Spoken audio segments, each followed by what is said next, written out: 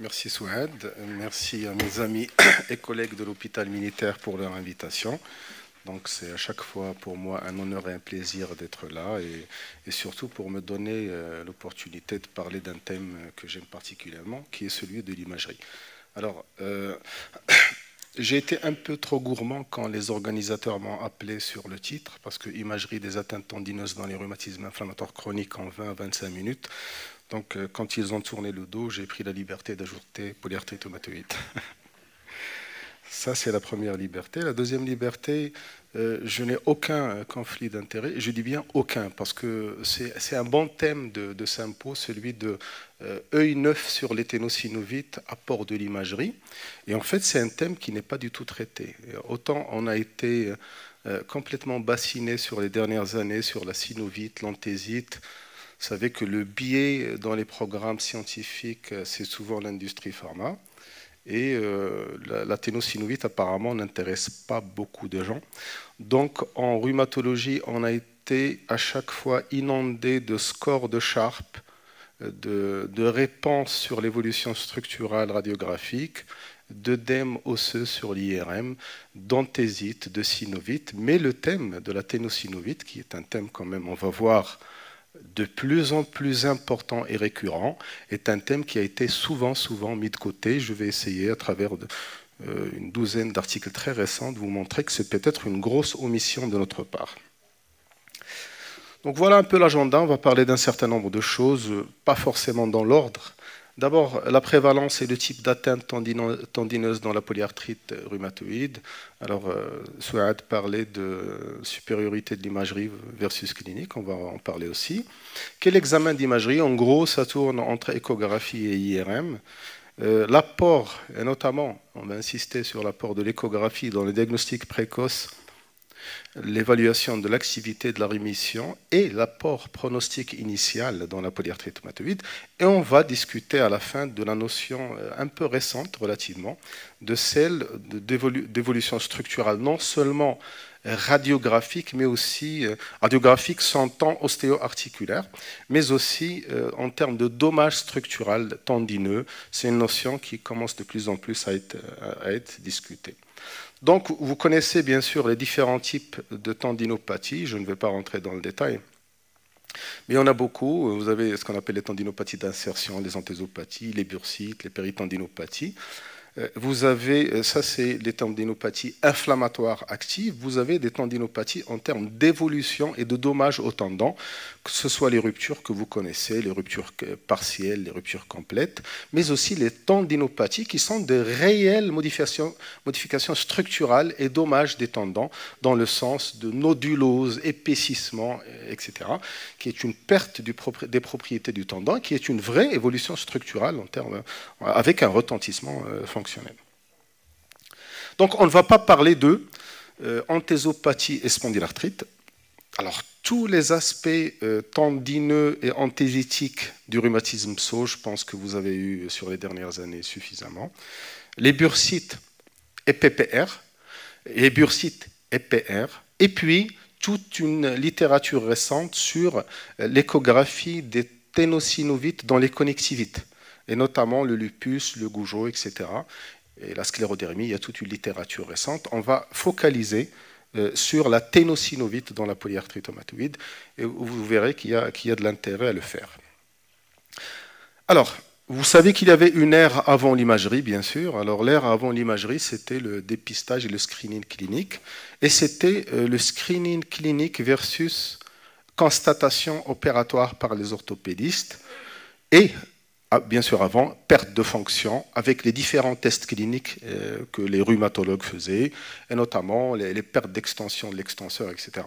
Donc c'était vraiment une période où les rhumatologues cliniciens essayaient, et notamment devant des polyarthrites rhumatoïdes évoluées, de tester tendon par tendon pour voir un peu quels sont les tendons qui étaient en rupture ou en pré-rupture pour des discussions de solutions chirurgicales, et les travaux qui montraient parfois qu'il y avait une corrélation un peu faible et que le chirurgien opérait et qu'il tombait sur un tendon relativement sain ou luxé, etc. Alors c'est une histoire assez récente parce que c'est en 2006, c'est les premières publications vraiment sur la ténosynovite dans la polyarthrite rhumatoïde et on pouvait publier rien que par des images. Il y a 12 ans, on pouvait faire des publications rien que sur les images des ténosynovites. Et l'une des publications qu'on a faites avec... alors, il y a Ihsan qui est passé avant moi et Souad qui est modératrice. Je ne sais pas si ça a été fait exprès. Mais en tout cas, c'est l'article, on l'a publié en 2011. On cherchait à comparer entre l'examen physique et l'échographie. Et on démontrait la supériorité que vous voyez ici. Alors ici, c'est la prévalence échographique rayon par rayon des ténosynovites des fléchisseurs par rapport à l'évaluation clinique. Et ici, c'est la puissance des tests cliniques, donc douleur, crépitation, gonflement. Et la présence de tous ces signes avait une très forte spécificité. Et donc, on montrait un peu les performances de chaque signe par rapport à l'échographie. Au passage, on montrait que l'échographie, bien sûr, était très nettement supérieure à l'échographie, à l'examen physique. Le premier exercice de reproductibilité de l'échographie dans l'évaluation des ténosynovites ne sont pas... ça, c'est, pardon, la référence en bas, c'est 2011. Donc, il y a une petite erreur sur la référence. Donc, parce que ça date de 7 à 8 ans, les premiers exercices de reproductibilité. Et ça, c'est l'un des premiers travaux. C'est un travail d'évaluation de reproductibilité de l'échographie dans les tendons de la PR. C'est deux opérateurs de recul différents qui ont recruté 14 polyarthrites rhumatoïdes et ils ont évalué deux tendons, l'extenseur ulnaire du carpe et l'itibial postérieur, échographie en mode B et en Doppler, et dans la détection de la ténosynovite et des destructions du tendon. Les chiffres étaient très hauts puisqu'ils trouvaient jusqu'à 80% de ténosynovite au niveau de la cheville. Vous voyez un peu les chiffres opérateur par opérateur. Par contre, les kappa étaient très bas. La reproductibilité entre inter-observateurs était très basse. Je rappelle qu'une reproductibilité de moins de 0,4, 0,3 n'est pas basse, est basse. Et vous voyez sur le tableau les kappa tendant par tendant. Ici, c'est extenseur ulnaire droit, extenseur ulnaire gauche. Voilà, donc ça c'est tibial postérieur droit, tibial postérieur gauche. Et ça c'est overall, une reproductibilité qui était de l'ordre de 40%, 0,4, ce qui est très faible. Deuxième étude sur la reproductibilité de l'échographie dans l'évaluation des ténosynovites. Et ça, c'est par contre une étude un peu plus costaud. Et ça a été fait par l'équipe de Paul Emery en 2012. Et c'était vraiment 13 opérateurs experts avec 9 patients et un sujet. Et donc, chaque opérateur faisait l'examen échographique en 2 temps. Alors, on lui demandait dans un premier temps de faire une échographie des mains everyday practice, c'est-à-dire tel qu'il l'a fait tous les jours. Et dans un deuxième round, le même jour, on lui donnait un protocole précis. Ça, c'est le protocole. Donc, tendon par tendon, les repères osseux, la position de la sonde, etc. Un vrai protocole. Et on comparait les deux. Et grossièrement, les kappa étaient relativement meilleurs, parce que c'était du 0,5, 0,6, notamment sur le Doppler. Donc déjà, c'était une étude qui montrait que la reproductibilité pouvait être meilleure entre 13 ou 14 opérateurs. Et ce travail a été en fait le travail qui a un peu balisé le terrain pour le travail EULAR, Omeract, qui a été fait en 2014, où 35 experts de 16 pays ont fait une vraie gradation des ténosynovites. Après une méthode, bon, je passe un peu sur la méthodologie, ils ont fait une méthode Delphi sur un atlas initial, ils se sont mis d'accord sur... Grossièrement, ils ont copié le modèle des synovites, et ça a donné des choses un peu comme les synovites. Ici, vous voyez le mode B. Donc, vous voyez les grades 0, grade 1, grade 2, grade 3 en mode B. Et la même chose, ça ne vous change pas des images des ténosynovites. Donc, ça, c'est le consensus Omeract 2014. Alors, les experts ne sont pas tombés d'accord sur un certain nombre de choses. D'abord, est-ce que le signal intratendineux est important? Donc, vous savez qu'il faut prendre le signal dans la gaine. Le signal dans le tendon, pour les experts, n'a pas réellement d'intérêt puisqu'il peut correspondre à une néo-réparation et angiogénèse du tendon. Donc, ils n'en ont pas tenu compte. Et certains de ces experts avaient proposé de tenir compte de l'épaisseur et de l'épaississement ténosynovial en mode B, mais on n'en a pas tenu compte. Et le scoring basé sur la mesure du pourcentage, l'élargissement ténosynovial avec signal Doppler. Donc ils n'ont pas tenu compte de tous ces paramètres. Qu'est-ce qui est supérieur, IRM ou échographie? Pas beaucoup d'études, mais j'en ai trouvé 3 ou 4. Et celle-là, ça s'est fait en 2009, c'était dans l'échographie de l'épaule. Et en fait, les auteurs, c'est toujours les experts au Meract, ils ont fait l'échographie de 5 polyarthrites en 2 temps. Et ils ont tout fait. Ils ont fait gléno-huméral, bourse, biceps, tendon un par un. Et ils ont comparé par rapport à l'IRM qui était le gold standard. Donc tous ces patients ont eu d'abord une IRM et puis après on leur a fait l'échographie. Donc ça c'est un peu le tableau des résultats. Et donc grossièrement, ils étaient d'accord sur 50% des ténosynovites de la longue portion du biceps. Quand il y avait une rupture complète de la coiffe, c'était 84%. Le kappa intra- et inter-observateur était globalement moyen, modéré, mais il est comparable au kappa qu'on observe lors des études échographiques des patients qui n'ont pas de polyarthrite rhumatoïde. Vous savez que la reproductibilité de l'étude de l'échographie de l'épaule n'est jamais extraordinaire, même entre mains d'experts. Alors, est-ce que l'échographie et l'IRM, quand elles explorent les tendons, est-ce qu'elles retrouvent les mêmes choses dans les mêmes sites? Ça, c'est une étude assez récente et très intéressante, puisque ces auteurs ont évalué IRM et échographie, quelque chose comme 840 articulations et 700 tendons. Donc, les tendons qu'ils ont explorés, c'est essentiellement les extenseurs des poignets et les fléchisseurs. Donc, ils ont utilisé le fameux score qui est le score RAM6 de l'IRM et ils ont utilisé le score qu'on a vu tout à l'heure qui est le score de ténosynovite de l'Omeract et ils ont fait les examens le même jour. L'échographie et l'IRM ont été faites le même jour. Le protocole, par contre, de l'échographie n'est pas très clair. Et d'ailleurs, même l'expérience dans cet article des opérateurs n'est pas précisée.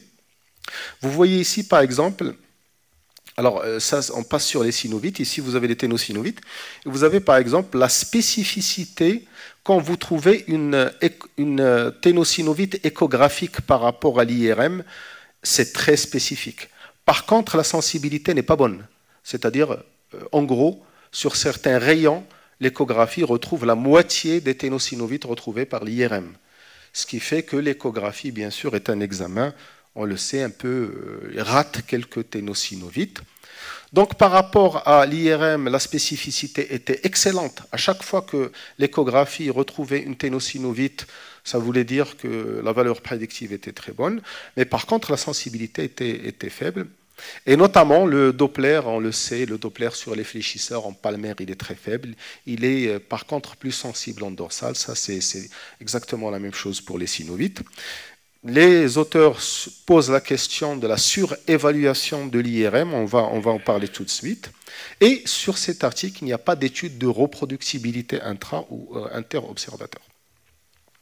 Dans la comparaison des différentes techniques, j'ai trouvé un article récent, 2019, qui essaie de voir l'intérêt, vous savez qu'on parle de plus en plus du low-dose scanner, et des auteurs ont essayé de voir si cet examen d'imagerie nouveau, innovant, pouvait aussi montrer les ténosynovites. Et vous allez voir que c'est un examen qui fait très bien, puisque, regardez, ça c'est les images que ça donne. Donc regardez, par exemple, ici, les ténosynovites des fléchisseurs, c'est 20 sur 36 par l'IRM. Alors l'IRM, c'est vraiment le gold standard. Et le low dose CT, c'est 16 sur 36, ce qui donne quand même de bonnes performances pour un examen qui démarre dans l'évaluation des ténosynovites. Alors, ténosynovite, IRM et PR, il y a eu une méta-analyse récente en 2018, très intéressante, puisqu'elle a un peu analysé les résultats de l'IRM dans 3 types de populations. D'abord, les ténosynovites dans la population asymptomatique. Alors, regardez ici, par exemple, la ténosynovite des fléchisseurs, c'est 6 à 12% des sujets, et la ténosynovite de l'extenseur ulnaire du carpe, sujet sain, c'est 12% des sujets. et que l'association ténosynovite est corrélée à l'âge. Donc plus on prend des tranches d'âge élevées, plus on peut trouver des ténosynovites infracliniques. Les auteurs recommandent de réaliser un atlas, justement, IRM d'imagerie des ténosynovites pour que les opérateurs qui analysent les tendons aient un atlas de référence. Ça, c'est dans la population asymptomatique. Deuxième type de population, c'est les patients qui ont des arthralgies inflammatoires et qui ont un risque de progression vers la polyarthrite rhumatoïde. Alors, est-ce que détecter des ténosynovites est un facteur prédictif dans une population? Alors, ce n'est pas précisé si c'est ACPA+ ou pas. En tout cas, des patients avec arthralgie inflammatoire. Et, la présence est moins fréquente que les synovites et l'œdème osseux. La présence de ténosynovites aurait plus d'association avec la progression vers une PR que la synovite. Dans cette étude IRM. Et donc, il conclut en disant qu'il est réellement prédictif de l'évolution, peut-être même supérieur à la synovite infraclinique constatée par l'IRM. Enfin, troisième population, c'est les early arthritis et les polyarthrites rhumatoïdes. Et en fait, la question était simple, c'était quels étaient, devant des polyarthrites débutantes, les sites préférentiels touchés. Alors, c'est des choses que globalement on connaît, c'est-à-dire les compartiments 4 et 6 des extenseurs et les fléchisseurs 2 ou 3. C'est en gros ce qu'on retrouve dans notre pratique. Je ne sais pas quelles sont vos expériences, mais en gros, c'est ce qu'on trouve. Donc, en résumé, devant une population asymptomatique, on retrouverait plus de ténosynovites du 3e fléchisseur, du 12e extenseur. Devant une population arthralgique, c'est plutôt des ténosynovites fléchisseurs MCP 2 et 3 et extenseurs 4 et 6 qui sont des facteurs prédictifs d'évolution vers une polyarthrite rhumatoïde. Et dans les early arthritis, c'est à peu près la même chose. Alors ça, c'est un travail italien relativement récent qui est Alors, vous savez que les Italiens, c'est un peu les grands patrons de l'échographie rhumatologique. En rhumatologie, ce sont eux qui ont été les pionniers. Et ils continuent. Là, c'est un travail absolument bien fait. C'est un travail multicentrique qui a été fait par plusieurs centres de rhumatologie italiens en 2016. L'étude s'appelle l'étude Starter. Donc, ce qu'ils ont fait, ils ont pris 427 PR en rémission clinique DAS, SIDAI ou SDAI sur 25 centres de rhumato en Italie et ils ont fait passer un test Internet à tous les opérateurs en envoyant à tous ces opérateurs des images et sur une plateforme et en leur demandant de scorer les images. Et après, ils ont retenu le niveau d'expert. Donc, pour être expert italien, il faut le mériter. Premièrement. Deuxièmement, ils reviennent sur la qualité des machines utilisées. Donc, c'est de la très haute gamme.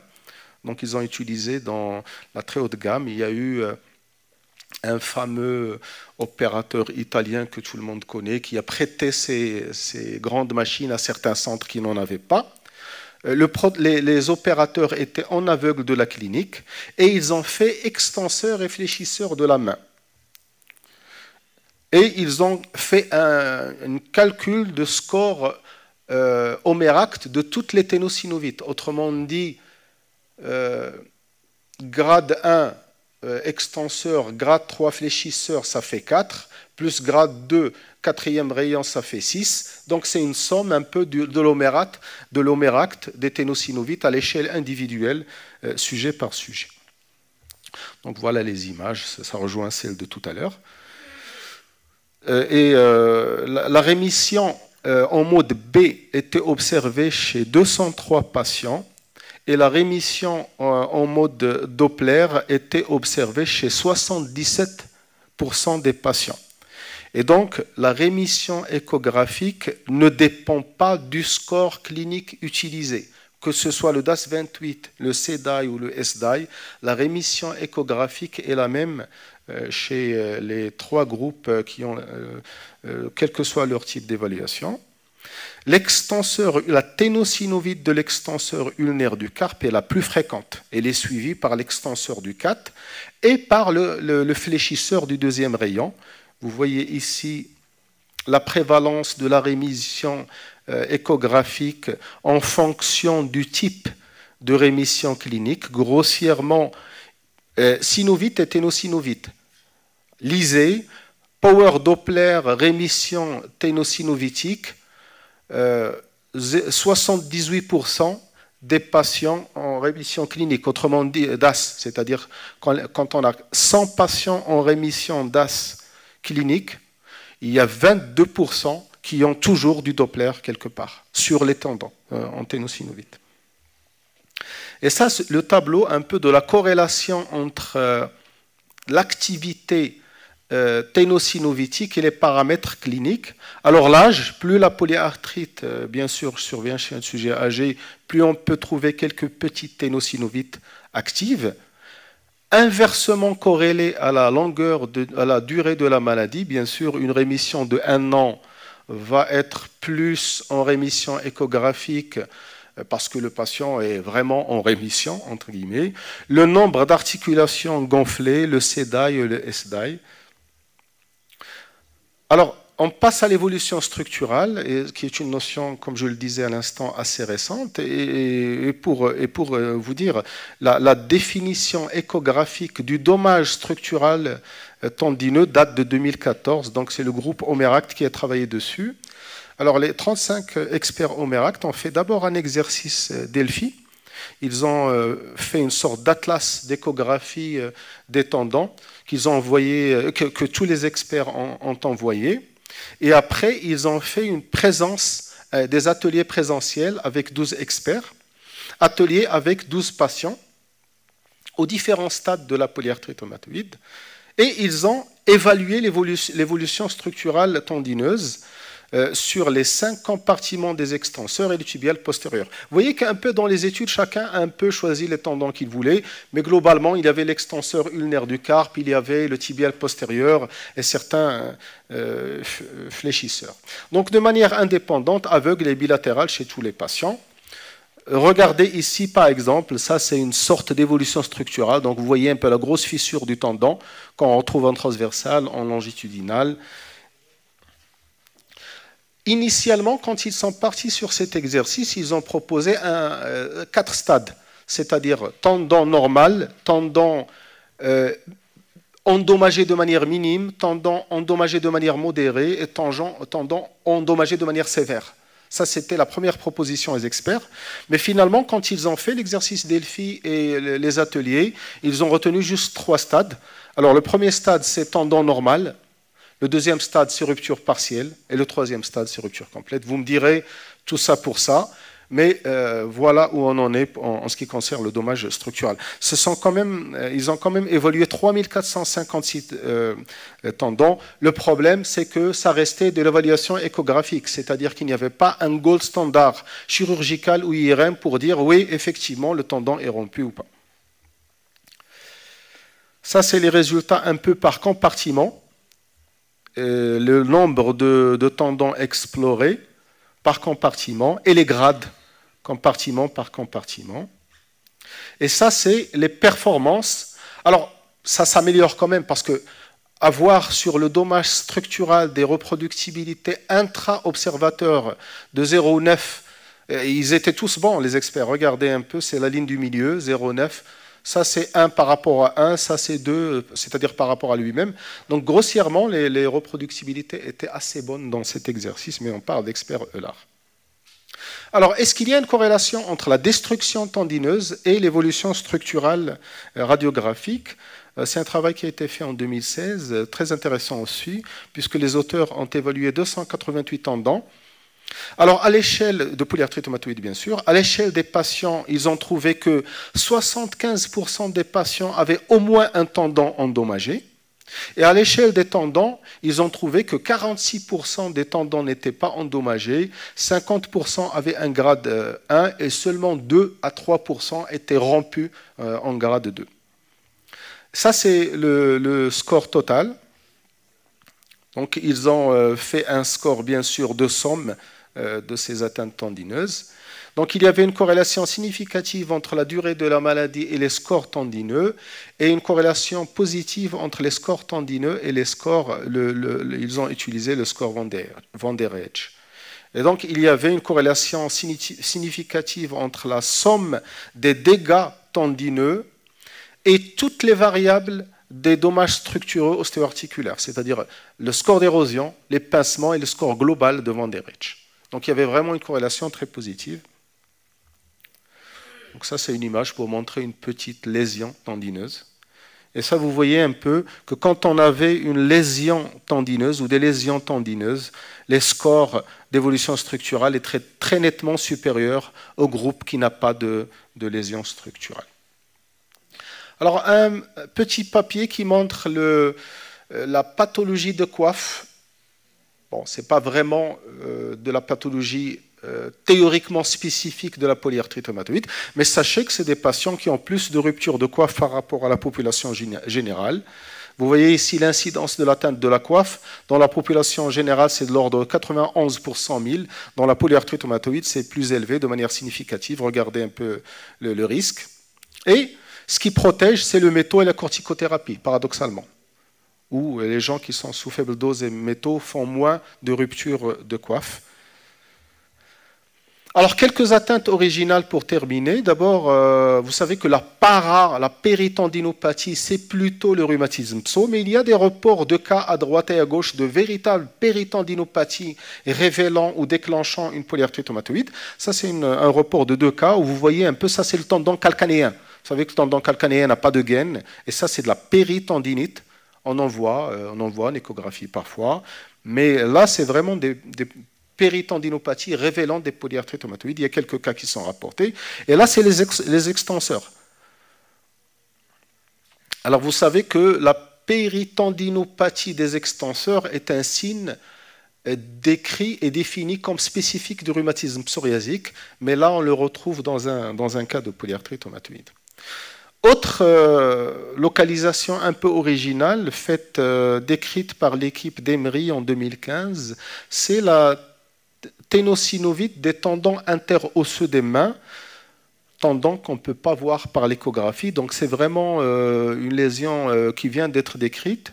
Et c'est une étude IRM de ces petits tendons interosseux. Et en fait, l'étude était positive puisqu'elle montrait une atteinte